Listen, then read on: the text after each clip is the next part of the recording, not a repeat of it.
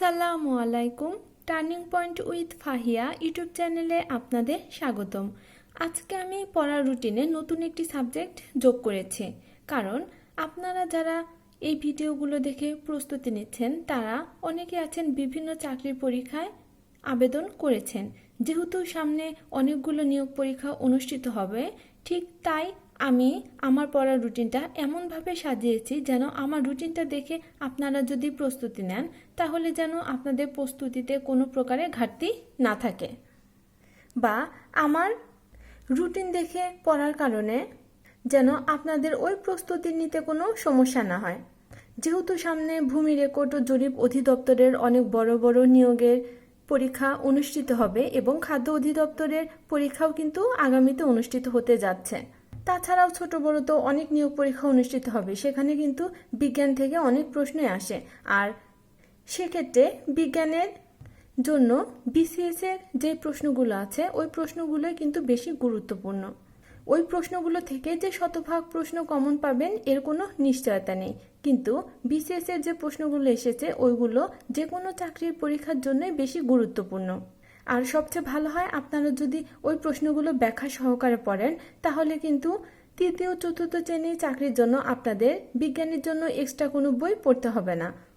যে প্রশ্নগুলো আসবে আপনারা যদি বিসিএস এর প্রশ্নগুলোই ব্যাখ্যা সহকারে পড়েন তাহলে ইনশাল্লাহ আপনারা বিজ্ঞানে ভালো করতে পারবেন।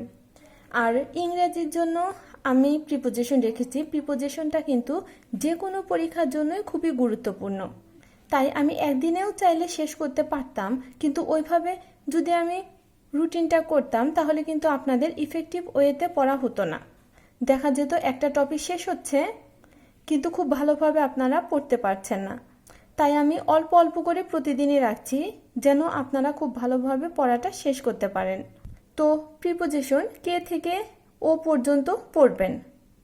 আর প্রিপোজিশন পড়ার নিয়মটা আমি প্রথম ভিডিওতেই বলেছি, কিন্তু যারা আজকে আমার ভিডিওটি প্রথম দেখছেন তাদের জন্য বলছি। প্রথমে বিভিন্ন সরকারি চাকরি নিয়োগ পরীক্ষায় আসা প্রশ্নগুলো পড়বেন এবং তারপর দ্বিতীয়বার যখন রিভাইজ করবেন তখন অন্যান্য ভার্সিটি বা অন্যান্য পরীক্ষাগুলোতে যে প্রশ্নগুলো এসেছে ওইগুলো কিছু কিছু করে পড়বেন। এভাবে আপনি সবগুলো প্রিপোজিশন মুখস্থ করার চেষ্টা করবেন। গণিত, কাজ, নল ও চৌবাচ্চা। বিভিন্ন 16-17 গ্রেডের চাকরি বা তৃতীয় শ্রেণীর চাকরিতে কিন্তু কাজ, নল ও চৌবাচ্চা থেকে প্রায়ই লিখিত পরীক্ষায় প্রশ্ন আসে এবং এই অধ্যায়টা থেকে এমসিকিউ পরীক্ষাতেও কিন্তু প্রশ্ন আসে। আমি প্রতিদিন যে পড়ার রুটিন শেয়ার করছি প্রতিটি রুটিন থেকে কিন্তু কম বেশি 2-1 মার্ক পরীক্ষায় প্রশ্ন কমন আসার মতো। প্রথমের দিকে যেহেতু আমরা পড়ছি তাই এমনভাবে আমি রুটিনটা সাজিয়েছি যেন আমার রুটিনটা অনুযায়ী প্রতিদিন পড়লে আপনাদের কিছু কিছু নাম্বার করে আপনারা আপনাদের ঝুলিতে তুলতে পারেন।